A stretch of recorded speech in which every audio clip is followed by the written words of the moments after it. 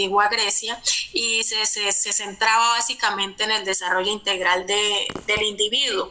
Es de admirar hoy día a veces cuando miramos a algún filósofo y miramos su biografía, podemos ver que eran filósofos, matemáticos, físicos, se interesaban también por la astronomía, también miraban cuestiones morales e incluso también se preocupaban por su estado físico, por estar en forma. Entonces vemos que no solamente se preocupaban por una rama del conocimiento, sino que querían abordar de manera integral su desarrollo.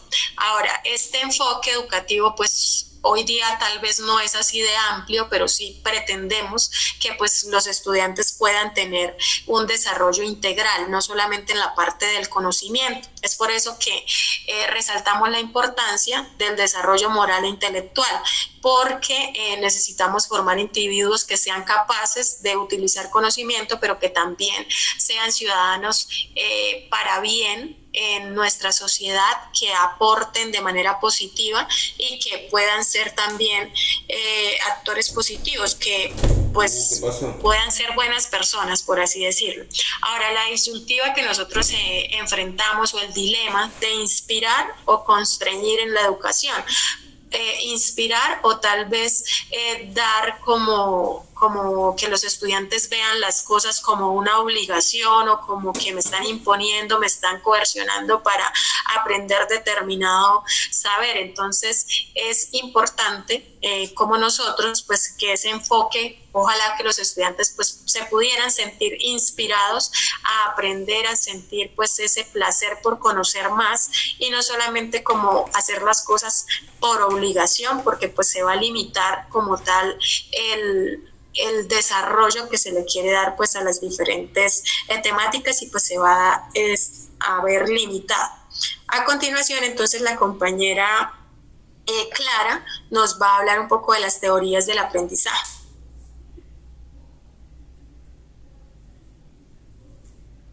Buenas noches. Bueno, continuamos ahora con esta parte que es bien interesante. En nuestro, como lo decía Lady, en nuestro ensayo parte de inspirar o constreñir, que es una dualidad que los docentes como en la vida normal creo que tenemos dualidades. Y parte de esas dualidades que tenemos en el aula es si realmente estamos inspirando o estamos constriñendo.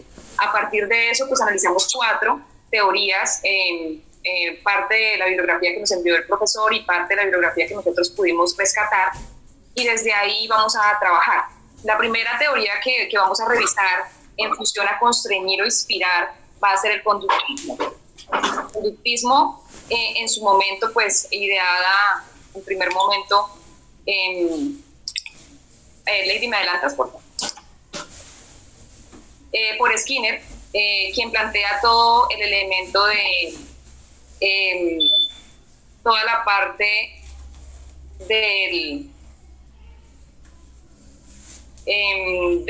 conductismo operante. Entonces aparece el comportamiento observable, ese comportamiento entonces reconocido a través de un estímulo. Luego aparece Edward Tordick, también con su teoría del aprendizaje basado en la ley del efecto, que postula las respuestas seguidas de la satisfacción se fortalecen a partir de la satisfacción. Entonces, esos 2 elementos, partiendo de ahí, podemos entender en este caso que el conductismo lo que busca principalmente es que a partir de estímulos externos al estudiante o a la persona puedan movilizarse en función de ciertos objetivos y por eso pues busca de una u otra forma llegar al individuo. Sin embargo, pues estas teorías esta teoría específicamente cumple unas funciones determinantes y lo plantea especialmente Pérez cuando nos dice, por ejemplo, que el conductismo limita la comprensión del aprendizaje humano a un simple proceso de refuerzo y castigo. Entonces, podemos en este caso decir que no es tan inspirador, sino es más constrictivo en este caso. Por otro lado, también Fierro López afirma que alejarse de la perspectiva conductista en la práctica docente se debe dar para que permita la formación reflexiva de los estudiantes. Entonces, en este caso, dice también que no inspira tanto, sino más bien constriñe. Por otro lado, Hildegard en 1961 señala también que el estímulo puede resultar una enseñanza mecánica poco inspiradora. Pero por otro lado también se manifiesta que al tener tantos estímulos y tantas respuestas, el estudiante puede generar conductas y hábitos para su aprendizaje. En este caso podría ser inspiradora. Entonces aquí el conductismo plantea esas dos, la disyuntiva de esa forma: cómo constriñe en algunos momentos, cómo inspira en otros escenarios. Por otro lado aparece el constructivismo. Su padre es Piaget y Vygotsky. Hasta cierto punto, cuando vamos a analizar las teorías profundamente, entendemos que Piaget también trabaja lo que es la parte del cognitivismo. Sin embargo, pues vamos a abordar en ese momento el constructivismo. El constructivismo entonces plantea, como su nombre lo indica, construir y necesariamente a partir de no acumulación de conocimientos, sino a partir de la parte creadora del estudiante. Entonces, en este caso, se sostiene específicamente desde ahí. Apoya este proceso Runner cuando dice que el aprendizaje es un proceso en el que el individuo debe reconstruir la realidad a través de su propia experiencia. Entonces, simplemente el docente, ¿qué papel cumple aquí? El docente genera escenarios para que el estudiante logre hallar esa información que le va a servir para construir sus propios conceptos y su propio aprendizaje. En este caso, pues es lo que plantea el constructivismo. Sin embargo, Félix Bustos señala algunos peligros del constructivismo en Colombia, ¿sí? Porque lo trajimos a colación en nuestro escrito, porque nos pareció muy interesante el hecho de que un colombiano que trabaja con el Ministerio de Educación haya hecho estas conjeturas. Hay 5 peligros, pero necesariamente voy a hablar solamente de 2 de ellos. Uno de ellos es que no todo lo que se crea en el aula de clase es constructivista. Entonces tenemos como esa misión de que muchas actividades en aula de clase generan construcción. ¿Y pues qué tipo de construcción? Entonces ahí también tenemos que revisar esa parte, y es uno de los peligros que nos dice Félix Bustos. Otra es, por ejemplo, es mezclar el constructivismo y el cognitivismo y el conductismo, y pensamos que es una sola teoría el constructivismo. No es así. Por ejemplo, cuando hablamos de David Ausubel, cuando él habla sobre el aprendizaje significativo. El aprendizaje significativo hace parte del constructivismo, pero no es una ciencia pura del constructivismo, según la teoría que nos plantea. Entonces, debemos tener en cuenta también esa información para el trabajo consciente del proceso de construcción en el aula de clase. Por su parte también, entonces, debemos saber y tener claridad, de acuerdo a nuestro ensayo, inspirar o constreñir. ¿Será que la teoría constructivista es inspiradora o es constrictiva? De ahí podemos entonces revisar que Ausubel propone que el conocimiento se construya a través del proceso activo del sujeto. Es decir, el sujeto es el encargado de hacer parte activa de su conocimiento. No como lo hablaba el conductismo, que simplemente era información que se daba. No se está entendiendo, Clara, no se entiende lo que se dice. ¿Me escuchas? ¿Me escuchan? ¿Aló? Ay, no, ya al final no se escuchó, Clara. No sé, en vez de decir, se interrumpió. Ok, bueno, voy a retomar. Entonces acá podemos, hablamos sobre los 5 peligros. ¿Hasta ahí me escucharon? ¿No? Se escucha mal, muy mal. Clara, pero es señal del profe. Compañera, ¿te escucho bien? Bien, se está escuchando bien. Es el profe el que tiene mala la señal. Ah, ok. ¿Continúo, profe, o espero que su merced solucione? Ay, Dios.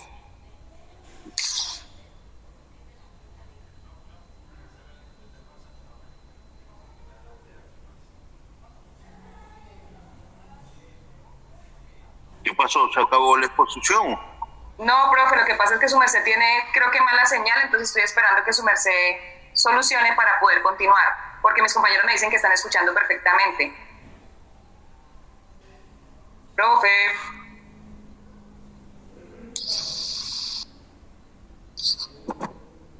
Profe. Tiene como problema de... Sí, el profe tal vez no está escuchando, porque yo sí escucho lo que la compañera está hablando. Yo creo que se desconectó. Esperamos un momentito, yo creo. Compañeros, mientras el profe regresa, quisiera pedirles el favor de diligenciar la encuesta. Solamente la han diligenciado Yosimar, María Clemencia y Víctor Mario. Entonces les encargamos a los demás, por favor, para poder hacer el análisis al cierre de esta exposición. Gracias. ¿Está fijado en los mensajes o la profe Lady lo está colocando en pantalla para escanear el código? Les agradecemos.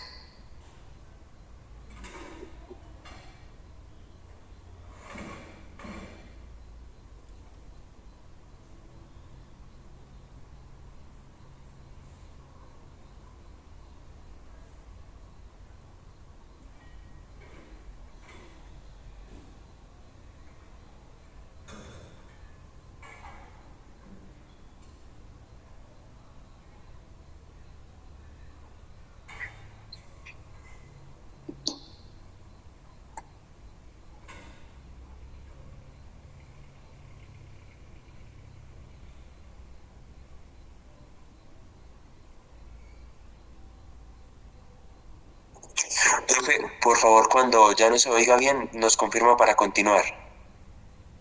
No, pueden continuar ya. ¿Por qué están parados? Profe, porque su merced no nos escuchaba. Es que ya le hemos preguntado si podíamos continuar, profe. Bueno, no, continúen, claro. Ya se arreglaron las circunstancias, continúen, lógico.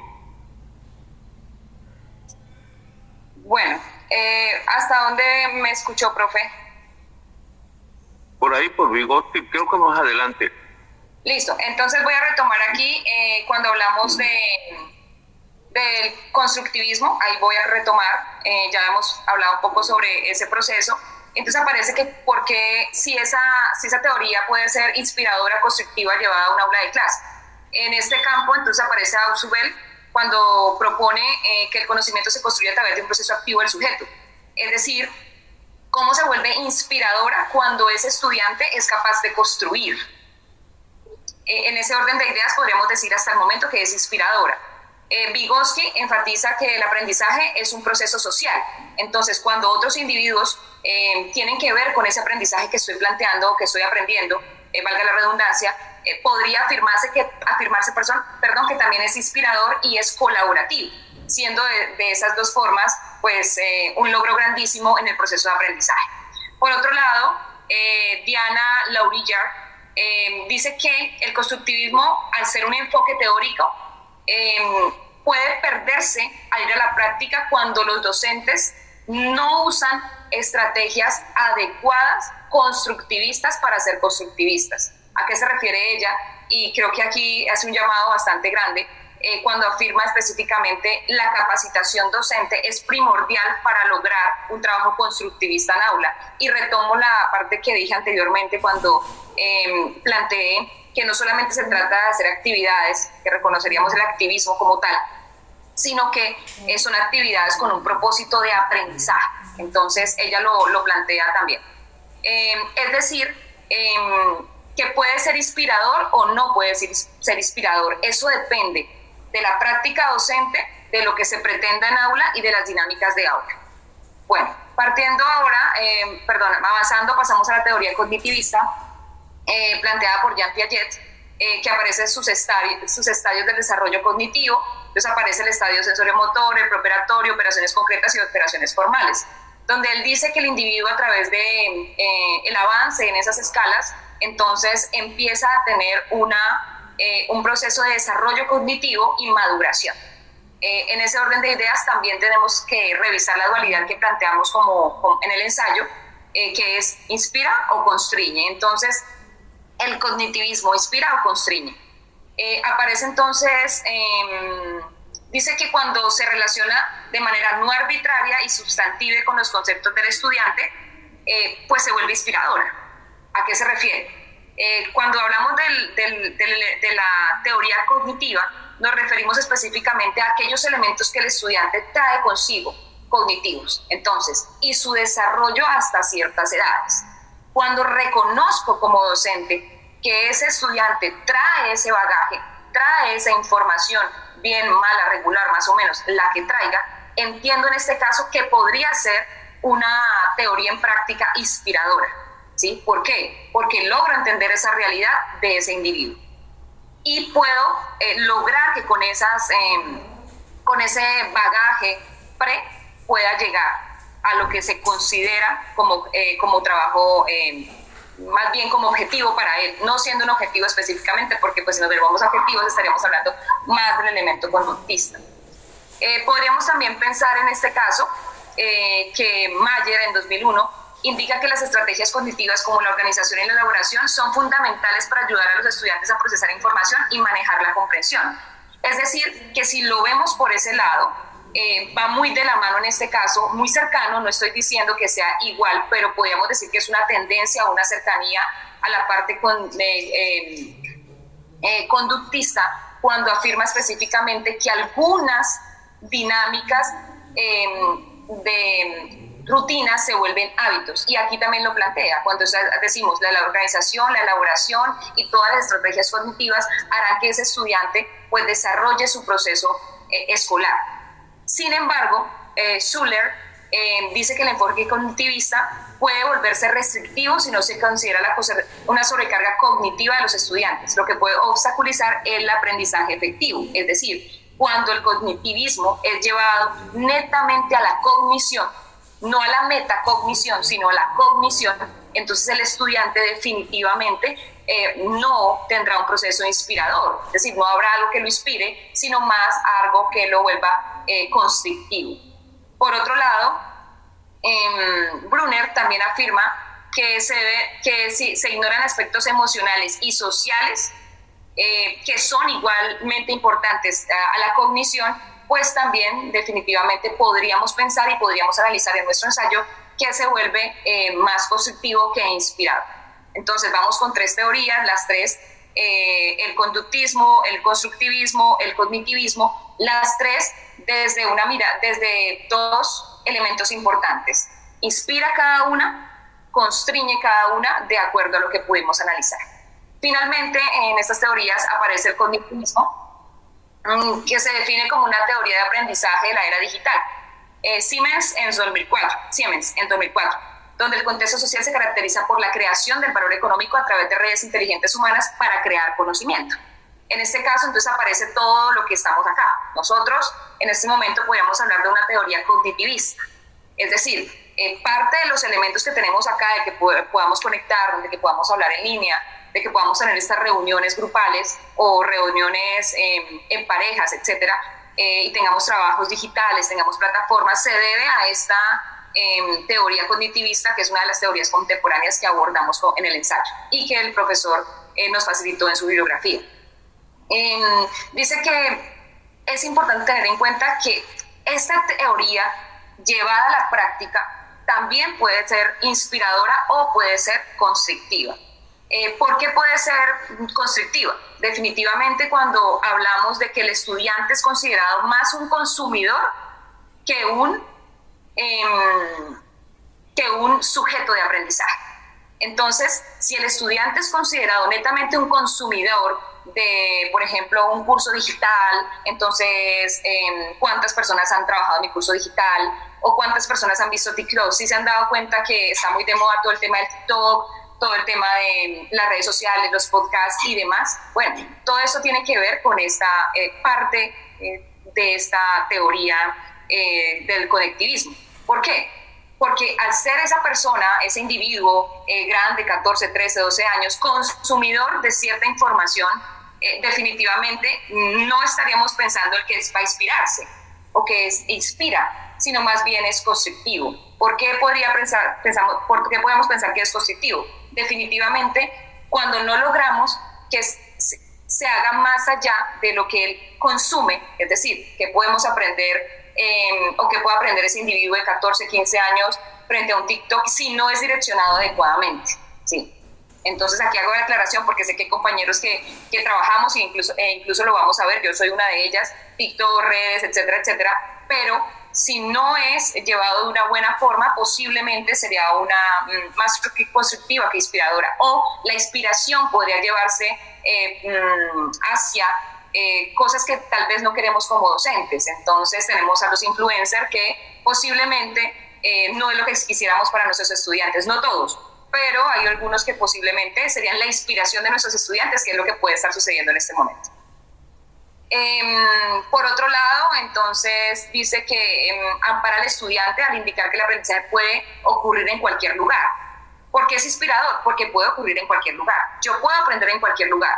Es decir, puede que estamos aquí, yo estoy desde la ciudad de San Martín Meta, el profe está desde Panamá, no sé, mis compañeros están en otra parte de Colombia y tengo una compañera en Panamá. Esto es inspirador. ¿Por qué? Porque hace que yo diga, bueno, no es solamente una visión respecto a la vida, no es una visión respecto a las teorías contemporáneas, en este caso, para traerlo un poco más cercano a lo que estamos viendo, sino que es una relación de otros escenarios, de otras personas, de otros contextos. Entonces, desde ahí, esa teoría sería inspiradora, igual para nuestros estudiantes. Hay muchos encuentros que posiblemente ellos podrán estar inscritos. Entonces, por ejemplo, los profesores de español, los profesores de ciencias sociales, y hacemos esas reuniones virtuales con estudiantes, esos foros virtuales, y eso pues genera un impacto en ellos, y desde ahí podemos decir que la teoría cognitivista resulta ser inspiradora. Entonces, desde esas 4 teorías, nosotros quisimos trabajar nuestro ensayo, y aquí le cedo la palabra a mi compañero Sergio. Muy bien, gracias, Clara. Está muy bien. Bien, entonces ya finalmente, de manera rápida, vamos a hacer las reflexiones finales, y es recordar la importancia de nuestro rol como docentes. Recordar que nosotros en el proceso educativo pues somos simplemente mediadores, y pues nuestra influencia, que sea mucha o sea poca, pues va a determinar el éxito de los estudiantes, del aprendizaje. Entonces ahí es donde pues yo planteo o pienso lo siguiente, y es nuestra influencia en el aprendizaje. Nuestra influencia en el aprendizaje depende mucho de nuestro método, de nuestra forma en que llegamos al aula, de la forma en que hablamos, la forma en que nos expresamos. Quiero decirles que es inspirador hasta la forma en que vestimos, la forma que olemos, cómo nos vemos para los estudiantes. ¿Inspiramos o no inspiramos?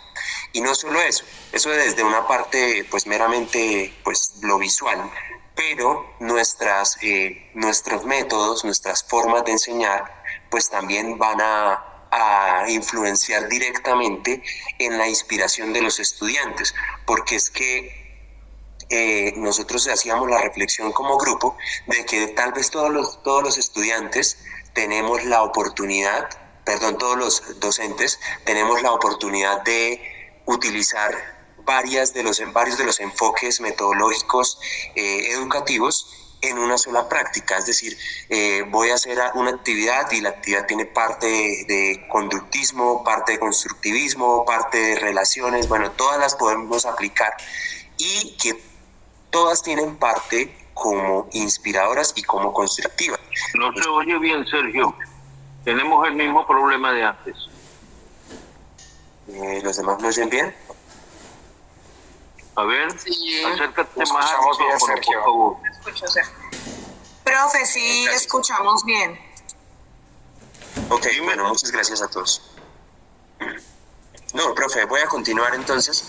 Voy a continuar. Gracias a los compañeros, me confirman que están escuchando bien. Entonces voy a hablar un poco más fuerte para que el profe me escuche. Voy a tener el micrófono por acá. Ok, muy bien. Pues recordar un poco el rol o la importancia que nosotros tenemos en nuestro rol como docentes, que tal vez no podemos satanizar uno u otro modelo pedagógico o estilo, sino que debemos tratar de sacar con nuestra capacidad pues lo mejor de cada una de esas teorías de aprendizaje, de tal manera que se inspire a los estudiantes y que nosotros seamos los que fomentemos el ambiente, porque pues a veces si nosotros llegamos con una actitud, no sé, traigo algo cargado de otro grupo y llego a otro grupo, otro salón y llego cargado con algo negativo, pues yo mismo estoy fomentando un ambiente pues negativo. Nosotros mismos con nuestra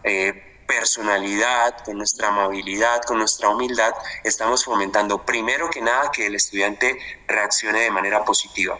Y cuando tenemos esa atención del estudiante, pues luego podemos, con nuestro método, con nuestra forma estudiada, pues gracias a que todas estas capacitaciones que tenemos, pues nosotros tenemos la oportunidad de sacar lo mejor de cada uno de esos métodos para nuestras propias actividades. Entonces, por ejemplo, estaba reflexionando hoy cuando estaba repasando un poco en una actividad que me sucedió hoy, rápidamente les cuento.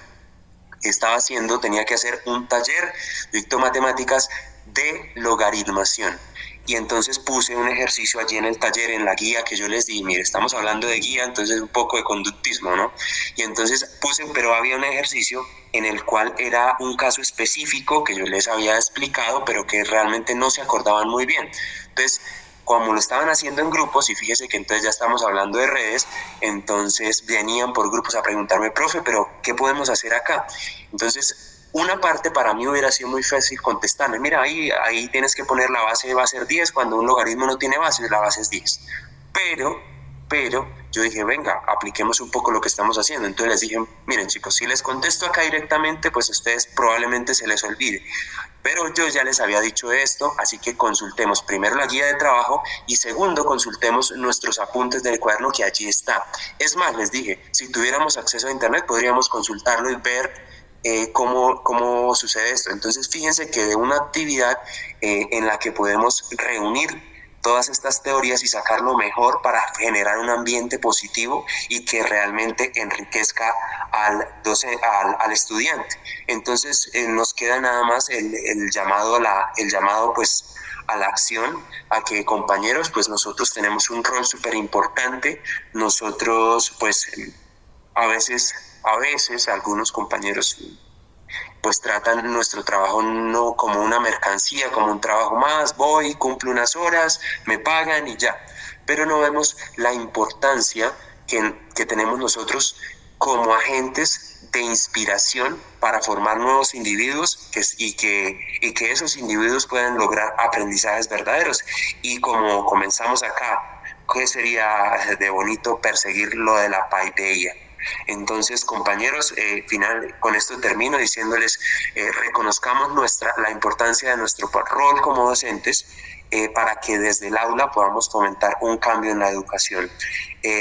Finalmente, vamos a hacer una conclusión adicional con el tema de la encuesta. Yo sé que ustedes nos colaboraron con la encuesta, devuélvela anterior. Entonces, con la parte de la encuesta, pues ustedes llenaron allá 10 preguntas y ahora la profe Clara nos va a hacer un poco ahí la reflexión final sobre la parte de la encuesta. Profe Clara, la palabra la tienes. Gracias, profe Sergio. Profe Sergio, ¿me regalas la encuesta, por favor, en pantalla? ¿Eres tan amable? Bueno, mientras el profe Sergio, ya creo que ya la vaya a proyectar. Nosotros sí, definitivamente el trabajo que pretendemos hoy y que cada uno de nosotros nos llevemos con esta pequeña exhortación, más que exposición, creo yo, es tener claro que lo que dijo Sergio, el trabajo de nosotros como docentes es fundamental en estas antiguas, nuevas generaciones, todas las generaciones. Sin embargo, y no se trata de edad, y creo que está más que demostrado, no porque seamos muy adultos o porque seamos muy jóvenes, no podemos inspirar, ¿sí? O no porque seamos muy adultos o seamos muy jóvenes, no podemos constreñir. Eso es algo que se da de acuerdo a nuestra experiencia y lo que nosotros queramos en nuestra clase, queramos en nuestra aula. Quiero compartir, aquí Sergio está compartiendo, un poco los resultados de la encuesta que planteamos. Nosotros no planteamos a partir de las 4 teorías, sino que hicimos en una escala de Likert los acercamientos que tenemos a ese tipo de docente. Entonces tenemos un acercamiento importante y quiero que cada uno por favor lo revise su encuesta. Quiero tomarme el atrevimiento de revisar algunas que tenemos por acá. Pues Clara, Sergio y Lady, pues somos los 3 del grupo, entonces aquí están también. Sin embargo, por ejemplo, tenemos al profe Yosimar, que el profe Yosimar, de acuerdo a la encuesta, es un docente innovador con 49 puntos. La profe María Clemencia es una docente facilitadora con 41 puntos. El profe Víctor es un docente facilitador con 41 puntos.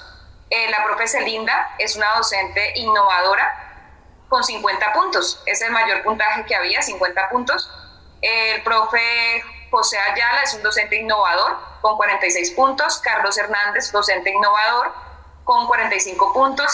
Fresia Henao, docente innovadora con 48 puntos. Lodwin Yesid es un docente facilitador con 36 puntos. La profe Carolina es una docente facilitadora con 38 puntos. Y el docente David Villegas es un docente innovador. Entonces, estamos en, creo que a ninguno, devuelves un momento la diapositiva, Lady, donde aparece el cierre. Y vamos a leer un momento esos docentes innovadores y esos docentes facilitadores, que fueron los resultados que tuvimos en esta encuesta. Entonces, ese docente, por ejemplo, aquí tenemos el docente tradicional, ninguno le apuntamos de 10 a 29 puntos, es decir, que ninguno de los que estamos aquí somos docentes tradicionales, sino que vamos más a la parte facilitadora que dice si obtuvo un puntaje total de 30 a 43, usted se considera un educador que se enfoca en la construcción activa del conocimiento y en la colaboración. En este caso, a pesar de que tenemos las 4 teorías, usted puede involucrar esas 4 teorías y convertirlas en parte de un escenario facilitador en su aula de clase. Además algunos también tenemos la docente innovador como resultado. Dice que se evidencia un enfoque significativo hacia las pedagogías contemporáneas y la integración de tecnologías en el aula. Entonces, a pesar de que muchas veces no tenemos los recursos como lo hemos planteado aquí, en otros escenarios, los recursos tecnológicos en todas las aulas de clase, sí velamos por esto. Es decir, por acá tenemos unas fotos de la profe Lady compartía al inicio de la diapositiva y mostraba cómo trabajaba un Kahoot. Entonces, eso hace parte de esa tecnología en el aula de clase y cómo ese docente se puede volver docente innovador con cosas mínimas que podemos tener a la mano. Entonces, esa es la invitación que tenemos como grupo, a que revisemos y a que cada día nos analicemos más para saber en qué estamos fallando y cómo podemos inspirar a estos chicos, o en qué estamos fortalecidos, igual cómo podemos inspirar a nuestros estudiantes. Profe, muchas gracias. Gracias, compañeros. Muchas gracias, Clara. Muy bien. ¿No se terminan la exposición con esto? Sí, señor, terminamos. Muy bien. A ver si hay algún comentario, por favor. ¿Algún comentario, alguna pregunta, por favor? Recuerden que esta es una reunión del grupo. A ver si pues, Linda. Profe, agradecerle a los compañeros por darnos esa descripción de cada uno, de que si somos docentes facilitadores, innovadores. Fue muy innovadora la presentación de los compañeros y muy pertinente para podernos describir de esta manera tan dinámica. Muchas gracias, compañeros. Por acá gracias a ti, José. Celinda, excelente la idea, la que plantearon ahorita mismo, el ejemplo, y yo me considero y veo que atiné a innovador, a pesar de que en mi salón no tengo todos los recursos, profesor. Yo trato de utilizar mis herramientas de trabajo de casa, porque siento que yo, por ejemplo, trato de llevarles a ellos. Yo no sé tocar una flauta, y lo voy a comentar aquí. Yo no sé tocar una flauta, pero yo me la ingenié con todos mis recursos. Los pocos que yo tengo, mi data show, mi computadora, yo les ponía videos de YouTube y mis estudiantes aprendieron a tocar flauta. Yo les digo aquí, no sé tocar, pero mis estudiantes aprendieron. Es más, ahorita mismo algunos son de la banda de música, instrumentos de viento, pero yo traté de utilizar la tecnología, ya que yo no sabía, enseñarles a ellos cómo tocar una flauta, y para ellos eso fue tan genial que después ellos solitos empezaron a tocar piezas como cumpleaños, algunas piezas musicales que yo decía wow, y de verdad que me encantó. Muy bien, Celinda. Excelente. A ver, ¿quién más, por favor? Carlos Eduardo, Carolina, adelante, Carolina. Hola, profe y compañeros, buenas noches. Bueno, primero que todo quisiera felicitar al grupo. Me gustó la idea de la encuesta. Fue sorpresivo, pero fue muy agradable no solamente hacer la exposición, sino también como tener en cuenta lo que exponían y de alguna manera darnos como cierta categorización. Entonces me pareció muy chévere. Y estoy completamente de acuerdo cuando el compañero Sergio nos mencionó que no hay que satanizar ninguna de las teorías. Hay que recordar que las teorías nacen precisamente en busca de mejorar o de complementar lo que una teoría anterior tenía. Entonces lo que se busca siempre es como mejorar, tratar como de llegar a la mayor cantidad de población con respecto a los estilos de aprendizaje. Ya sabemos que no se tiene un solo estilo de aprendizaje, no se tiene una sola mentalidad, y el aprendizaje es un proceso que es complejo, requiere tiempo, requiere diferentes estrategias, aunque muchos tengamos de pronto un estilo de aprendizaje similar, no quiere decir que aprendamos al mismo tiempo y al mismo ritmo. Entonces me gusta la idea de que precisamente no satanicemos o no denigremos de una teoría. De alguna forma, yo creo que muchos de nosotros también aplicamos esas teorías en muchos contextos. Muchas gracias. Gracias a ti, Carolina. Muy bien. Profe, yo también quisiera. Yo también, ¿me escuchan ahí? Adelante. Yo quisiera también felicitar a los compañeros por la postura que tuvieron y todo ese análisis que hicieron sobre estas tres teorías. Comparto la idea de que en este momento no podemos hablar de un modelo educativo o de una estrategia educativa pura en cuanto a una teoría, sino que estas teorías nos sirven realmente para poder hacer, yo siempre lo digo en términos de hacer un híbrido, tomar de cada teoría lo mejor y a partir de eso crear nuevas estrategias, crear nuevos recursos, crear nuevas formas de llevar el conocimiento a los chicos, ¿cierto? Y yo creo que esa es nuestra gran labor. Celinda decía ahorita, yo llevo cosas de la casa. Una de las características que debe tener todo docente es justamente ser recursivo, ¿cierto? Ser creativo en la forma en cómo cada día impartimos o ayudamos a que los estudiantes construyan ese conocimiento. Entonces, y no solamente la construcción del conocimiento, sino que sean capaces de tener un pensamiento crítico, de tener más allá de una opinión, sino que tengan más argumentación en los discursos. Eso creo que lo logramos los docentes en términos de crear, de retomar, de innovar, de tomar estrategias no solo nuevas, sino ancestrales, porque no olvidemos que algunas estrategias que usábamos, por ejemplo los filósofos, como el diálogo socrático, en muchas ocasiones nos sirven para muchas clases que tenemos, ¿cierto? Entonces, y respetando obviamente los estilos de aprendizaje, respetando lo que dicen las neurociencias hoy sobre los canales por donde entra la información y cómo se procesa la información, pero también los ritmos de aprendizaje y las características particulares de nuestros estudiantes. Yo creo que hacia eso, cuando estábamos haciendo este ensayo, apuntábamos hacia allá, hacia cómo tomar de cada una de las teorías que nos han propuesto a lo largo del desarrollo de la educación, de la psicología, y nos puede llevar a tener unas muy buenas estrategias pedagógicas dentro del aula de clase, que en últimas lo que nos lleva es a que los muchachos o que los chicos, nuestros estudiantes, puedan construir una mejor sociedad, porque eso es lo que realmente buscamos con la educación. Muchas gracias.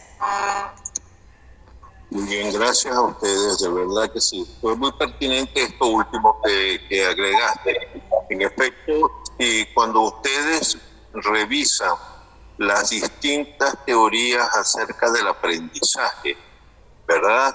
Ustedes se dan cuenta que no es que una sustituye a la otra o elimina a otra, sino que las teorías van sucediéndose de manera complementaria, ¿verdad? Es decir, si nosotros tomamos solamente aquella teoría que está planteando el estímulo,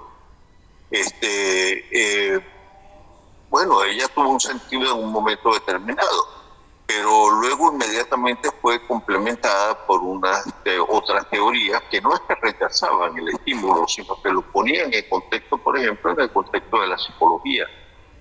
Y luego, posteriormente, si aparecen otras teorías, por ejemplo, el constructivismo, bueno, no es que rechaza la perspectiva psicológica, ¿verdad? Sino que la contextualiza socialmente y así sucesivamente. Es decir, no es que hay una teoría que sustituya a otra, sino teorías que se van integrando.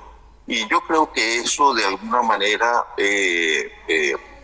digamos, caracteriza también el trabajo docente, ¿verdad? El trabajo docente es un trabajo siempre de complementación a la actividad del estudiante, al cómo se mueve, cómo piensa, cómo realiza las cosas.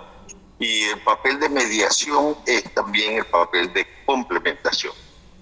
De tal manera que yo creo que ese es un resultado interesante e importante en este tratamiento de las teorías del aprendizaje. A ver, ¿quién más tiene otra intervención? Por favor. Marisela, adelante. Buenas noches. Bueno, yo quisiera decir que estoy muy de acuerdo con lo que han mencionado los compañeros acerca de todas estas teorías y que el aprendizaje que nosotros transmitimos a los estudiantes pues es una mezcla de todas estas teorías. Y no todas... se escucha bien, Marisela. Acércate un poco al micrófono, no se te escucha bien. Todas tienen algo en común y es buscar que el estudiante aprenda, buscar de manera estratégica que ese estudiante que presenta diferentes dificultades para el aprendizaje pueda llegar al conocimiento.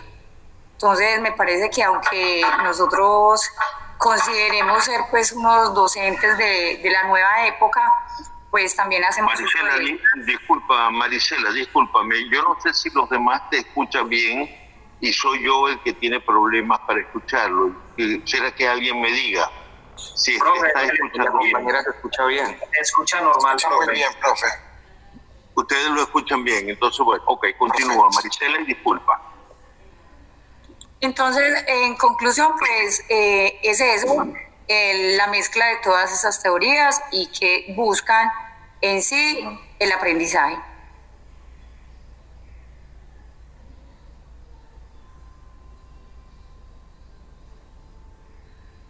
A ver, ¿concluiste, Marisela? Sí, señor. Muy bien, gracias, Marisela. David, adelante. Bueno, muchas gracias. Estábamos aquí pensando un poquito sobre la importancia de comprender que nuestros contextos educativos pues son contextos diversos y en ese sentido la diversidad también promueve que no nos quedemos solamente en esos elementos eurocéntricos que propone la pedagogía, sino que establezcamos una especie de colocación histórica, una colocación propia de nuestros territorios en la que podamos diversificar también los métodos de enseñanza. Y definitivamente, y concuerdo mucho con la exposición en ese sentido, cuando diversificamos los métodos de enseñanza, pues atendemos a la diversidad. Creo que no es gratuito que la encuesta, que fue un ejercicio interesante, arroje un modelo innovador por parte de cada uno de los compañeros, sino que ese es el llamado contemporáneo para poder ubicarnos históricamente en los territorios en los que estamos educando. Nosotros no somos docentes llamados a ejercer un conductismo, básicamente porque la tecnología y la misma diversidad propia del aula hace que los muchachos ya no sigan netamente instrucciones, sino que debemos atender definitivamente a esa diversidad que tenemos presente en el aula. Y con todos los elementos de inclusión que vienen surgiendo últimamente, pues el llamado definitivamente es a que atendamos estilos de aprendizaje, métodos de enseñanza y a que podamos diversificarnos nosotros mismos en el aula para reducir la imposición de barreras para el aprendizaje, porque recordemos que la barrera no la trae el estudiante, la barrera la impone el contexto y nosotros debemos definitivamente eliminar esas barreras que le imponemos a esos contextos diversos. Entonces, bueno, también me uno a los comentarios de los compañeros en ese sentido. Muy bien, gracias, David. A ver, Fresia, adelante. Bueno, voy de pronto a contarles algo como de la experiencia en la universidad y referente a este tema que estamos hablando de la diversidad en el aprendizaje, las formas de aprender. Y cuando de pronto hablamos con los profesores, intentamos motivarlos a que las clases sean un poco más innovadoras, muchos de los que son de modelo clásico, ¿cierto?, siempre hacen la misma pregunta, ponen la misma barrera. Tenemos que ser unos payasos en las clases, tenemos que transformarnos en payasos para que los estudiantes nos presten atención. Y es que las realidades han cambiado. Y así como el profesor decía, no es que las teorías del aprendizaje desaparezcan, entonces hay una nueva y tengamos que desaparecer las antiguas. No es así. Sino que cada día hay que innovar más y favorecernos de todos estos nuevos, de todas estas nuevas teorías que aparecen para poderlas, no sé, como ponerlas al servicio del aula y del aprendizaje como tal dentro de las instituciones educativas. Yo siento que a veces son más receptivos los profesores de las instituciones educativas de secundaria, de primaria, que en la universidad. En la universidad son un poquito más resistentes ante estas teorías del aprendizaje. No sé si alguien ha tenido una experiencia diferente a la de nosotros o a la mía particularmente, pero así. Gracias. Gracias, Fresia. Está muy bien eso, ¿verdad? A los profesores universitarios no les gusta mucho moverse. Pero bueno, poco a poco se tienen que ir moviendo. A ver, ¿quién más quiere hacer algún comentario antes de pasar al grupo 3 que va a exponer también? Bueno, vamos a darle la palabra al grupo 3, que tiene también la exposición. Adelante, vayan preparándose. El grupo 3 está integrado por José Celestino Ayala, Marisela Quirós y Víctor Suárez. Adelante, pueden ir por favor subiendo su exposición.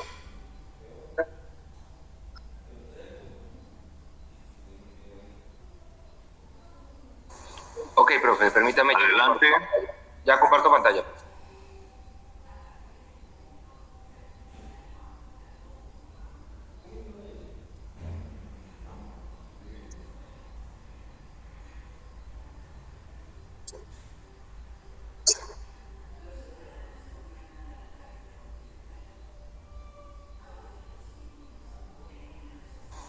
Aló.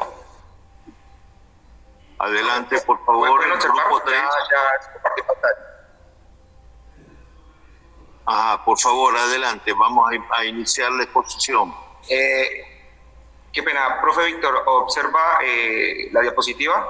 Sí, dale por favor en modo presentación, gracias. Okidoki.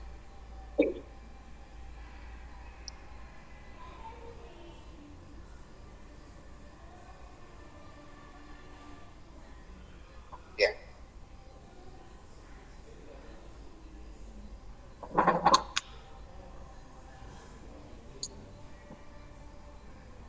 Bueno, ¿me escuchan ahí, compañeros? ¿Docentes? Te escucho, pero no se ve ninguna presentación, José. Ok. Víctor. Pero sí se está observando. Sí, aquí se ve, profe. Sí se observa. Todos ven la presentación, yo no veo nada. Sí, señor. Sí, se observa. Sí, señor, sí se puede ver. No está en presentación, ¿no? Pero sí se ve. ¿Tú la ves, Carolina? Sí, señor, sí se ve. Maximiza la cosa porque yo no la veo. ¿Qué es eso? ¿Por qué Profe, ¿será de pronto problemas de internet, de red? Es posible también, sí, es posible. Bueno, adelante, pues. Principalmente quiero escucharlo. Adelante.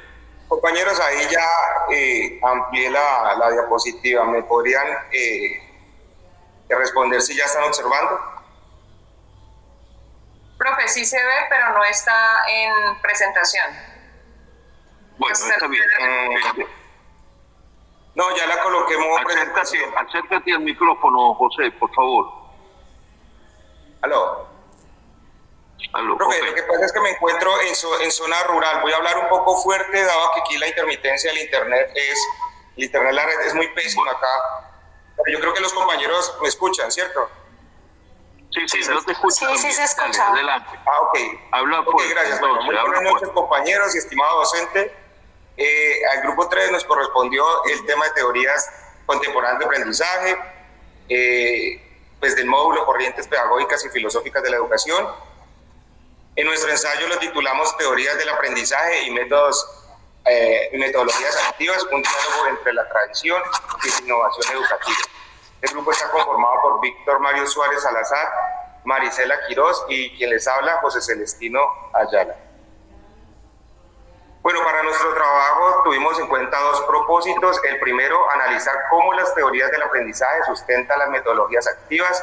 Este propósito nos invita a reconocer que las metodologías activas no son solamente una tendencia o una moda de la pedagogía, sino que tienen un fundamento teórico sólido que la respalda.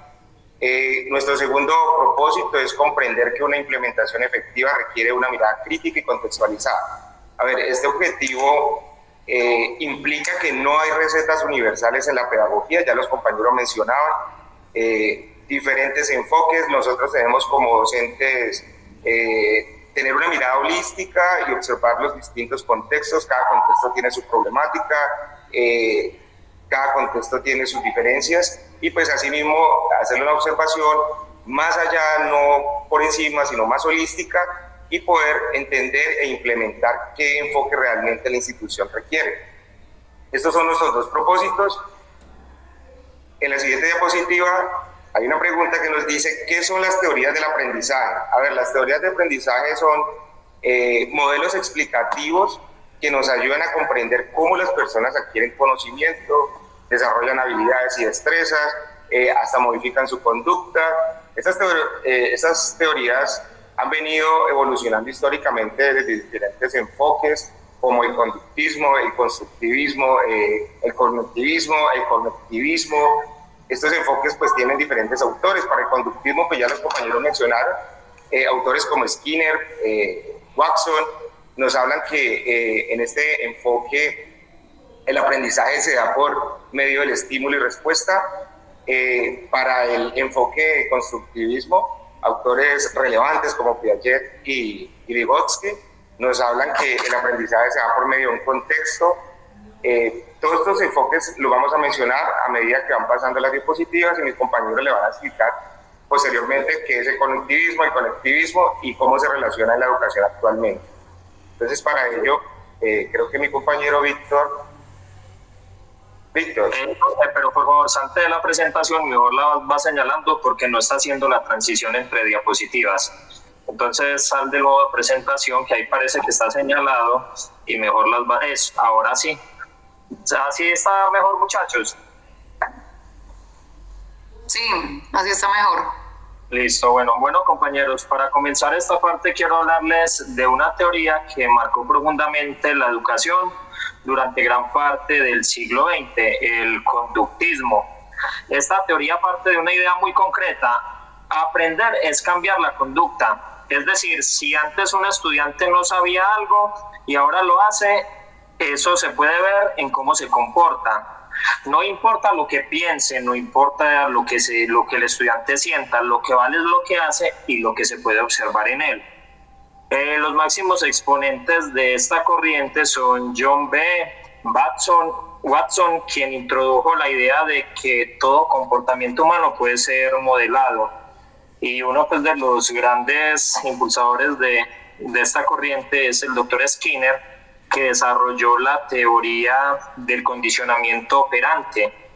Él decía que se puede aumentar o disminuir una conducta dependiendo si ésta se refuerza o se castiga. En educación esto se traduce, compañeros, en técnicas como los refuerzos positivos, por ejemplo, premiar al estudiante que termina más rápido, poner una carita feliz al que saca buena nota, también en castigos como quitar un punto, llamar la atención si alguien no cumple. Aunque este enfoque ha sido útil en algunos contextos, como en procesos de modificación de conducta o en la enseñanza de rutinas, ha sido duramente criticado. Uno de sus críticos más conocidos es precisamente Paulo Freire, quien habla de la educación bancaria, esa en la que el maestro deposita información y el estudiante solo recibe sin cuestionar, sin crear. El papel del docente entonces en esta teoría es muy claro: controla el entorno, da instrucciones precisas, espera una respuesta específica, pero deja poco espacio para aspectos como la creatividad, el pensamiento crítico o la afectividad. Y esto en el mundo de hoy pues se queda corto. Pasemos porfa a la siguiente diapositiva, José. La teoría de la Gestalt. Entonces, siguiendo pues con otra mirada del aprendizaje bastante diferente a la anterior, tenemos la teoría de la Gestalt. Esta corriente nos propone que el aprendizaje no ocurre al sumar pedacitos de información, sino cuando el estudiante logra entender el todo, el conjunto y darle sentido. Es como armar un rompecabezas. No se trata solo de encajar fichas porque sí, sino ir viendo la figura completa que se está formando.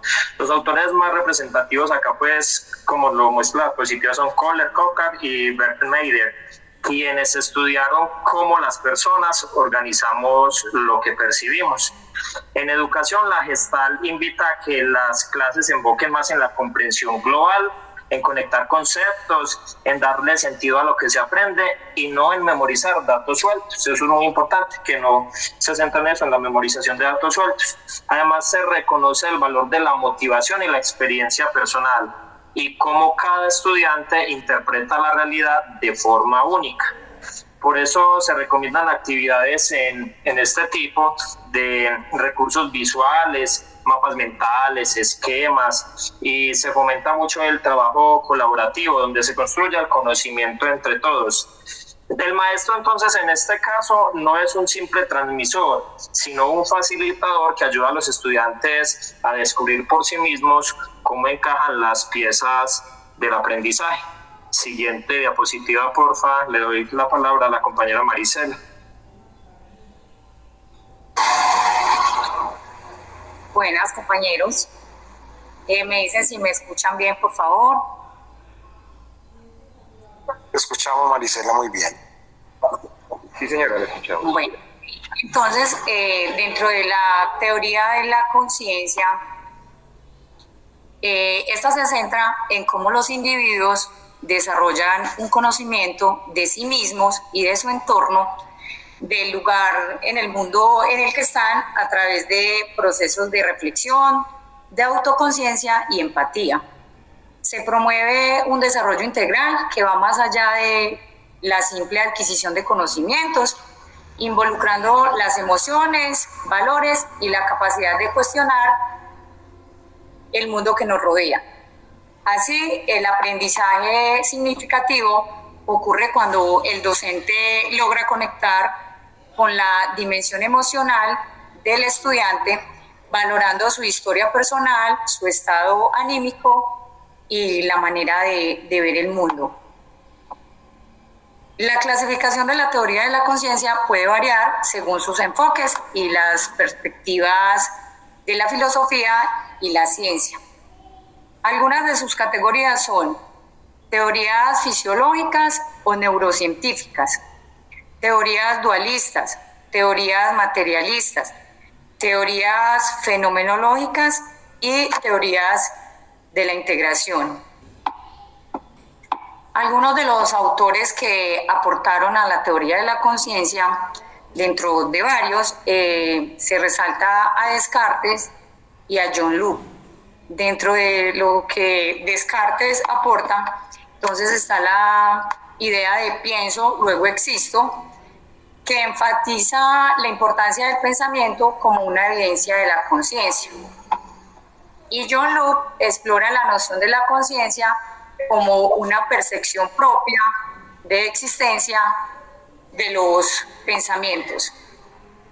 Dentro de esta teoría de la conciencia, el rol del docente, más que transmitir conocimientos, implica acompañar y guiar a los estudiantes en el proceso de conocerse a sí mismo, de entender su mente, de desarrollar una conciencia plena y crítica que les permita crecer de la manera académica, pero también de manera personal. José, porfa, continúa con la diapositiva.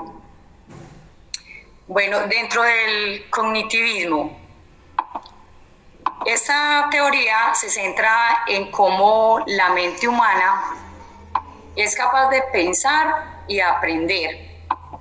Desde lo cognitivo, cómo el individuo adquiere... Absolutamente nada, a ver qué es lo que pasa.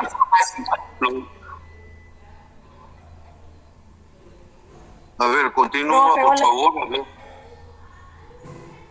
Los demás compañeros me escuchan. Sí, se le escucha. Ahora creo que sí se escucha. A ver, escucha, hable, dale otra vez, habla. Bueno, entonces a retomar la parte del cognitivo. Está bien, ahora. Está bien, dale. Ok, profe. Se centra en cómo la mente humana es capaz de pensar y aprender.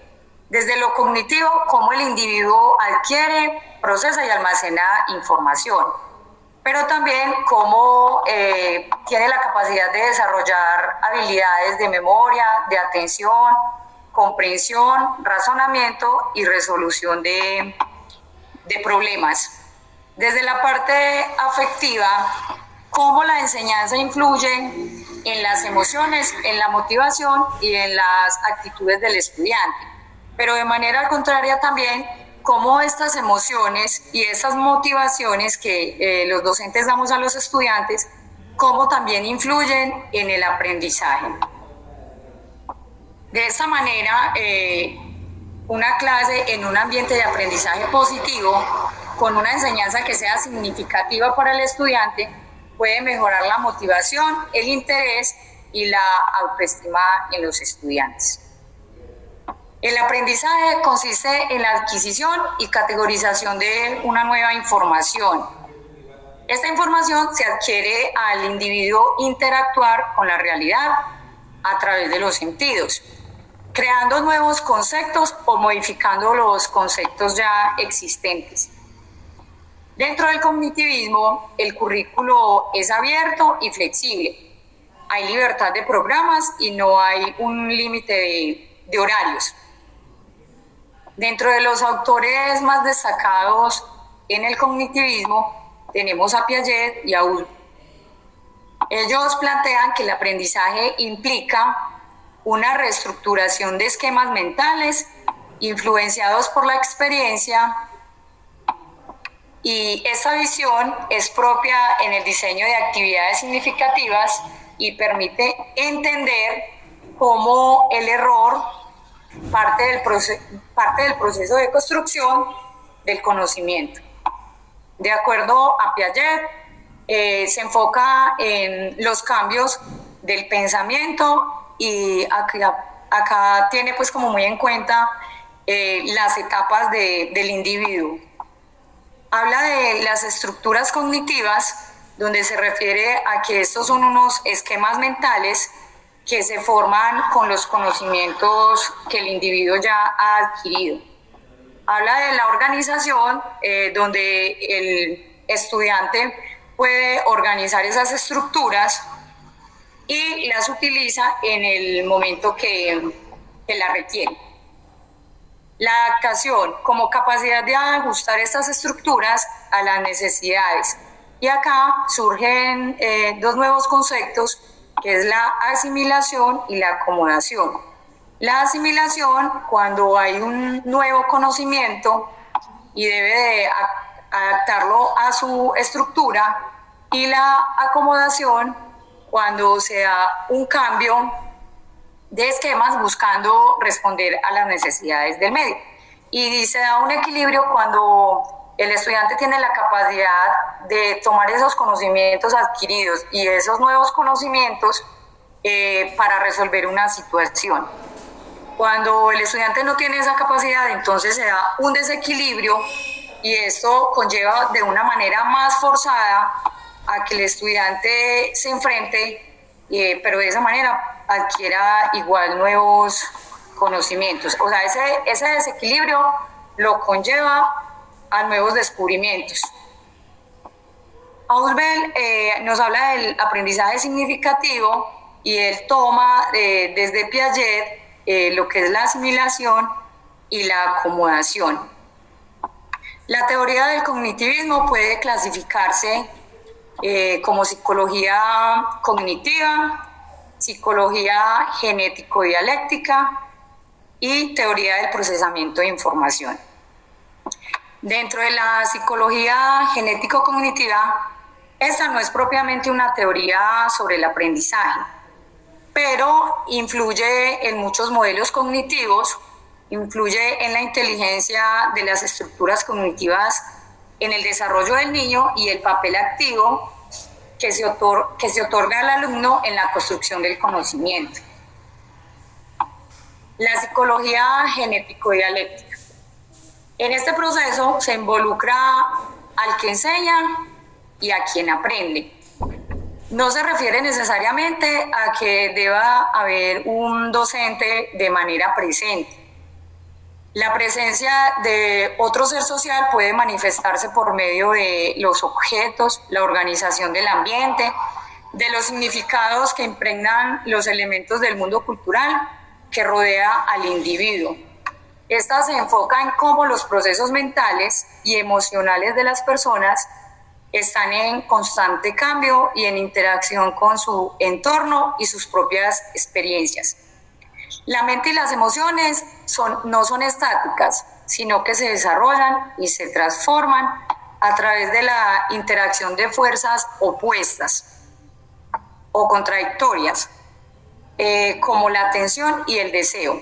Acá como ejemplo podríamos tener cuando una persona tiene mucho deseo de comerse una torta, pero la razón le dice que no se la debe comer porque debe de cuidar su salud.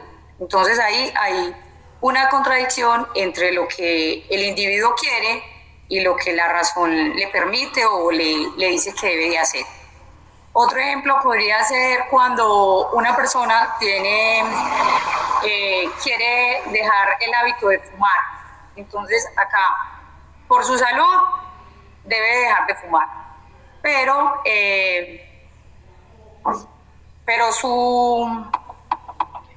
su deseo de satisfacer esa necesidad le dice que debe sentir ese placer.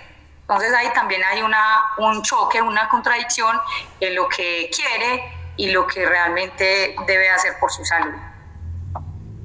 En la teoría del procesamiento de información, esta se está consolidando como un nuevo enfoque conocido como la psicología cognitiva. Se enfoca en el estudio de los procesos mentales como la percepción de la atención, la memoria, el lenguaje, el pensamiento y la toma de decisiones. Explora cómo la mente procesa, almacena y recupera la información. Dentro del cognitivismo, el rol del docente es orientar, acompañar, aclarar dudas, facilita el aprendizaje mediante la organización de un currículo, teniendo en cuenta la innovación didáctica. Es un docente con disponibilidad constante de actualizarse en su formación. Se consolida como una figura cercana al estudiante, donde genera un ambiente de confianza. Y eso obviamente pues también favorece el aprendizaje para los estudiantes. Domina las tecnologías, afronta retos y desafíos de su profesión. Su interés es formar personas y profesionales no solo de manera cognitiva, no solo en conocimiento, sino también formación en valores. Y tiene una motivación de manera constante hacia el estudiante, reconociendo sus capacidades y sus habilidades.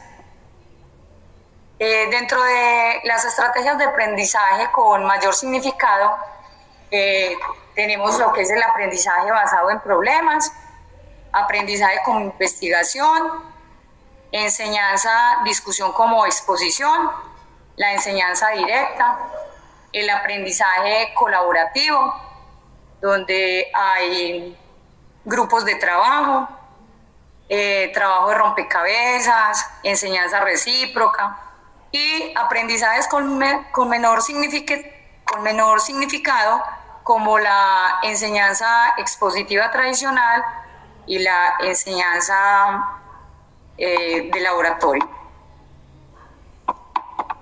También tenemos otras actividades que como docentes podemos desarrollar y que llaman muchísimo la atención de los estudiantes y que ya los compañeros también las mencionaban ahorita, y es el uso de las tecnologías. Y ahorita pues la inteligencia artificial. Pero para ello obviamente pues necesitamos como docentes capacitarnos y estar actualizados. Ahorita le doy paso entonces a mi compañero José.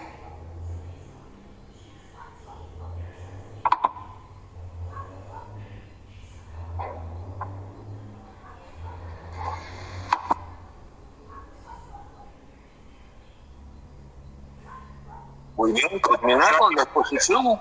Al micrófono, José. Ok, gracias. Perdón. Gracias.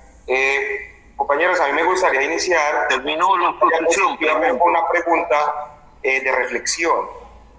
Y me gustaría que 1, 2, 3 compañeros pudieran responder. ¿Qué sería el aprendizaje sin la presencia de otros? Caramba, no entiendo absolutamente nada de lo que hablan. ¿Aló? Pregunto nuevamente, ¿terminó la exposición, José? No, señor. Nos quedan 3 diapositivas. ¿Sí o no? No, profe, no ha terminado. El compañero indica que todavía le quedan 3 diapositivas y nos está haciendo unas preguntas a los compañeros. Muy bien, gracias. Disculpa, pero es que no entendía qué estaba pasando. Continúe. Gracias, Carolina, por la aclaración. Compañeros, yo quisiera que alguno de ustedes, de manera, no sé, muy amable, me respondiera una pregunta, que es, ¿qué sería el aprendizaje sin la presencia de otros?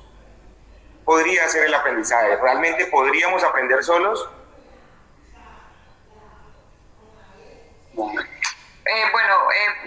Aportando a tu pregunta, más bien a la respuesta de tu pregunta, creo que no.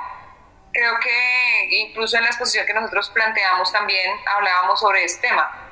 Es importante tener en cuenta que no somos simple tablas rasas y que los estudiantes tampoco lo son.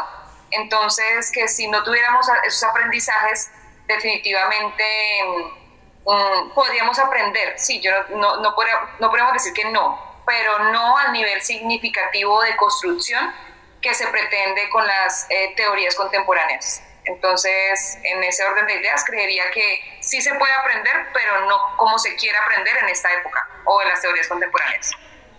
Muchas gracias, compañera. Listo, para ello entonces entra el constructivismo, que lo desarrolla el filósofo, el pedagogo y psicólogo ruso Lev Vygotsky. Él nos habla que el aprendizaje no es la simple acumulación de información, sino una construcción activa que se da en la interacción con otros. Por ello lanzaba la pregunta. Vygotsky sostiene que todo aprendizaje es primero social y luego individual, lo contrario que nos mencionaba Piaget. Es decir, Lo que el estudiante puede hacer con la ayuda de hoy, será capaz de hacerlo por sí solo, pero mañana. En este caso, nos habla sobre la zona de desarrollo próximo y mediación social. ¿Y qué es la zona de desarrollo próximo? Pues es el espacio entre lo que el estudiante ya sabe hacer por sí mismo y lo que puede lograr con la guía de un adulto o una persona que lo pueda capacitar. Bases metodológicas activas. Este enfoque promueve metodologías como el aprendizaje basado en proyectos, el trabajo colaborativo y la resolución de problemas. Las características del maestro: debe ser un maestro facilitador que reconoce la diversidad, crea entornos de diálogos y guía dentro de la zona de desarrollo próximo. No es el simple maestro que transmite los contenidos. A mí me gustaría, también cabe resaltar un autor muy interesante que es Pernaut. Señala que en el aula constructivista el docente no transmite contenido, sino guía procesos de indagación, reflexión y diálogo. Este autor resalta que el rol docente es de mediar, facilitar y crear escenarios que permitan al estudiante aprender de manera activa y crítica. Entonces, el constructivismo de Lev Vygotsky nos da a entender que el aprendizaje se da por medio de una interacción social. Acá. Por otro lado, tenemos al conectivismo. El conectivismo ya es un enfoque más novedoso. Es una teoría del aprendizaje para la era digital, propuesto por dos autores como George Siemens y Stephen Downes. Ellos plantean que el conocimiento ya no reside solo en la mente del individuo, sino que está distribuido en redes, plataformas, comunidades, en MOOCs, todo lo que tenga que ver con la parte digital. Este modelo, el aprendizaje ocurre en espacios como en foros, redes sociales, plataformas, educativos. Podríamos decir que nuestro modelo de nuestra universidad, que es neo-ciberhumanista, haría parte del conectivismo, de la manera en que nosotros aprendemos. El maestro, para este enfoque, pasa a ser una fuente de información, para ser un facilitador de conexiones. Nos guía a nosotros estudiantes a buscar, a filtrar y a validar y aplicar información. Quisiera leerles una frase de Siemens, en el cual dice que en el conectivismo aprender es conectarse, compartir y adaptarse. En un mundo constante, el maestro conecta, es el que transforma. Por otro lado, hay autores muy importantes como Rita Koch, que señala que el constructivismo enfatiza el papel activo del aprendiz en la creación de su red de conocimiento, obviamente destacando la importancia de la autonomía. La autonomía es una palabra clave para este enfoque. Rita destaca que el conectivismo, el aprendizaje no es simplemente recibir información, sino que hay que participar activamente en la construcción de redes de conocimiento, lo que implica que la autonomía de los estudiantes y la toma de decisiones debe ser de manera efectiva y concisa. Aquí la autonomía es clave para este enfoque. Aprendizaje situado. Pero esta diapositiva ya corresponde al compañero Víctor. Bueno, el aprendizaje situado nos lleva todavía más allá al decir que el conocimiento no se construye en el vacío ni dentro de las cuatro paredes del salón, sino en contextos reales. Esta teoría, desarrollada por Jan Lapp y Edney Benger, plantea que uno aprende en la medida en que participa de manera activa en una comunidad, en prácticas auténticas, en situaciones que podríamos llamar situaciones sociales. Por eso el aprendizaje tiene sentido cuando se conecta con la vida cotidiana, cuando el estudiante puede aplicar lo que aprende en su entorno, cuando soluciona problemas reales o se involucra en proyectos comunitarios. Pensemos, por ejemplo, compañeros, en un estudiante que aprende a manejar, porcentajes mientras ayuda en un emprendimiento familiar, o en alguien que aprende a argumentar mientras participa en un debate escolar. Aquí el maestro debe convertirse en un diseñador de ambientes de aprendizaje reales, en alguien que acompaña, que guía, pero que también se deja sorprender por lo que sus estudiantes son capaces de hacer cuando se sienten parte activa del proceso.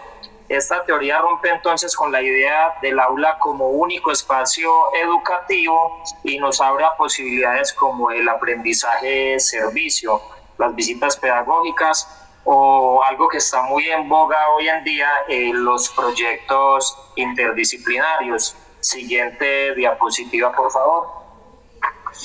Bueno, y en coherencia con estas nuevas formas de entender el aprendizaje aparecen lo que llamamos las metodologías activas, que buscan precisamente poner al estudiante en el centro del proceso. Algunas de las más conocidas son el aprendizaje basado en problemas, el trabajo por proyectos, el flipped classroom o aula invertida. El aprendizaje basado por problemas parte de la premisa que es muy sencilla pero poderosa de que los estudiantes aprenden mejor cuando enfrentan un problema real o simulado que deben resolver. En tanto, el aprendizaje del trabajo por proyectos es otra metodología activa que tiene como centro la creación de un producto final significativo que surge a partir de una pregunta o de una necesidad real. Entonces aparecen al final resultados concretos como el hacer una maqueta, la construcción de un video, hacer una obra, una exposición o incluso proponer una solución tecnológica. Y la metodología de aula invertida, que es la que cambia el orden tradicional de la clase, ya que el maestro no es el que está explicando y los estudiantes hacen la tarea en la casa, sino que se invierte el proceso. El estudiante accede al conocimiento teórico antes de la clase, ya sea por medio de videos, lecturas, podcasts, recursos digitales, y cuando llega al aula pues ya viene con una base para dedicar ese tiempo a resolución de dudas, trabajo en equipo, ejercicios prácticos o actividades aplicadas. Esta metodología permite que el tiempo en el aula pues sea como más activo, más significativo y que al final cada estudiante avance a su ritmo. En lugar de repetir lo que dice el profesor, aquí pues podemos decir que el estudiante lo que hace es explorar, investigar, proponer. Si se equivoca pues aprende de sus errores. Pero ojo, como lo señalan por ejemplo los autores como Jack Alfieri o Pratt Hill, estas metodologías no son recetas mágicas ni fórmulas que se puedan aplicar sin reflexión. Si se hacen por moda, sin base teórica ni análisis del contexto, pues caeríamos en el riesgo de banalizar la educación y convertirla simplemente en una secuencia por decirlo así, de actividades sueltas. Por eso el docente sigue siendo fundamental, no como animador de dinámicas, sino como un intelectual crítico, que es lo que debería ser, que diseña experiencias con sentido, que evalúa constantemente y que ajusta su práctica desde algo muy importante como la ética y algo que podríamos llamarlo como la conciencia pedagógica. Este enfoque enseñar no es solo hacer que los estudiantes participen, sino al final crear condiciones reales para que aprendan con profundidad.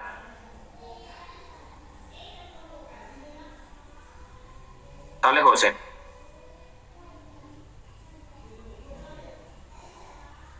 Muy bien, excelente, Víctor. Eso es exactamente lo que estamos haciendo nosotros. ¿Oíste? Listo, profe.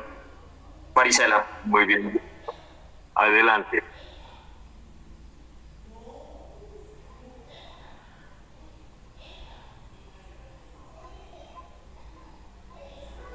La compañera Marisela. Bueno, dentro de los riesgos y críticas, el docente presenta diversos riesgos y críticas que afectan tanto el bienestar del profesorado como el sistema educativo en general. ¿Sí me escuchan bien? Sí, señora. Ok, gracias. Algunos de los riesgos podríamos estar mirando la sobrecarga de trabajo. Cada día en nuestras instituciones surgen nuevas cosas y mucha documentación. Y eso para nosotros es demasiado trabajo, ya no solo pensar en lo que vamos a planear para el estudiante, sino llenar toda esa documentación que es requisito también pues para la institución. Entonces, el contexto al que se enfrenta, el estrés, la falta de apoyo institucional, las dificultades para adaptarse a nuevas tecnologías y métodos pedagógicos. Dentro de las críticas se centra en la falta de reconocimiento social, bajos salarios, la desvalorización del rol docente y además la presión por resultados de los estudiantes y la falta de recursos para la formación continua. José, por favor, pasas a la siguiente diapositiva. El rol docente, bueno, yo creo que aquí ya lo hemos mencionado desde las diferentes teorías. Este es un rol del docente multifacético y este va más allá de la transmisión de conocimientos, donde implica guiar, mediar los procesos de aprendizaje, promoviendo el desarrollo integral de los estudiantes y fomentando su participación activa en la construcción del conocimiento.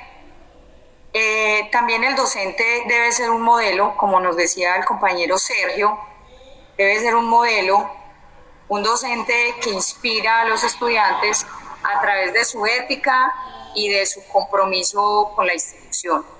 Entonces, nosotros, a través de nuestra responsabilidad, del compromiso que ven nuestros estudiantes en nosotros, también estamos inspirando. Le doy el paso a mi compañero Víctor. Bueno, ya para cerrar esta exposición, quisiéramos invitar a todos a una reflexión que va más allá pues de las teorías y las metodologías, porque al final, más allá de los nombres de los autores o de las clasificaciones académicas, lo que nos jugamos aquí es realmente el sentido profundo de educar. Las teorías de aprendizaje no son simplemente marcos de referencia, son lentes que nos permiten comprender mejor a nuestros estudiantes, sus procesos, sus ritmos, sus realidades. Nos ayudan a no improvisar, a no enseñar porque siempre se ha hecho así, sino a tomar decisiones que sean fundadas, conscientes y que tengan pues ese sentido pedagógico. Las metodologías activas, por su parte, nos confrontan con la idea de que el estudiante no es un recipiente vacío, la tabula rasa de la que alguien ha comentado ahorita, sino un sujeto activo que cuenta con saberes, que tiene preguntas y que tiene pues capacidades para transformar su mundo. Pero esto no se logra simplemente transformando, compañeros, la forma de dar la clase. Se logra también cuando el maestro asume su papel como mediador, como diseñador de experiencias significativas, como alguien que tiene esa delicada tarea de tocar vidas y no solamente pues de ser un transmisor de datos. Por eso enseñar es también un acto ético, como lo decía yo ahora, y un compromiso al final con la humanidad del otro, con la humanidad de ese otro ser pensante.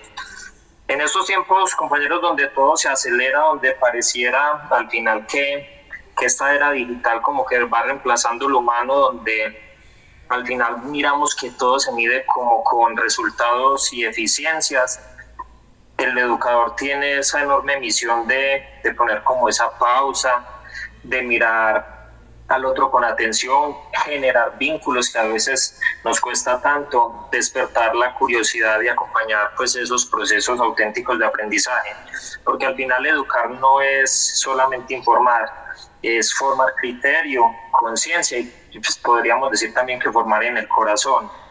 Así que las teorías y las metodologías que hoy exploramos son apenas una parte de un camino mucho más grande, el de una educación al final que piense, que cuestione, que cree, que transforme. Porque si algo nos debe quedar claro, compañeros, es que nadie sale igual después de haber sido tocado por un verdadero maestro o maestra. Y eso quizás es lo más sagrado que tenemos en nuestra vocación. Pues al final aquí tenemos unas referencias claves pues, que utilizamos en el ensayo. Muchas gracias por su atención. Muchísimas gracias a todos ustedes, Víctor. Realmente fue muy buena la exposición y sobre todo las conclusiones. Estas conclusiones que tú acabas de mencionar son importantes tomarlas en cuenta. Muchísimas gracias, de verdad. Quisiera preguntarle, pues, a ver si alguien tiene un comentario, si alguien tiene alguna pregunta. María, por favor, adelante. Bueno, buenas noches. Yo quisiera referirme a una parte puntual que mencionó Víctor y es lo del aprendizaje situado, porque en el ensayo, de la manera en que nosotros pues lo desarrollamos, quisimos hablar también de los saberes no formalizados o de ese aprendizaje que digamos que es no parametral y que queda por fuera precisamente digamos que de lo que está en el currículo para entrar a ser parte de las vivencias en comunidad y de aquello pues que también es como que pertenece digamos que a un ámbito más ancestral. Entonces cuando Víctor hablaba de ese aprendizaje situado, pues hablaba de un aprendizaje de servicio que es también como que toma sentido o cobra sentido más bien en el momento en que entra a hacer práctica.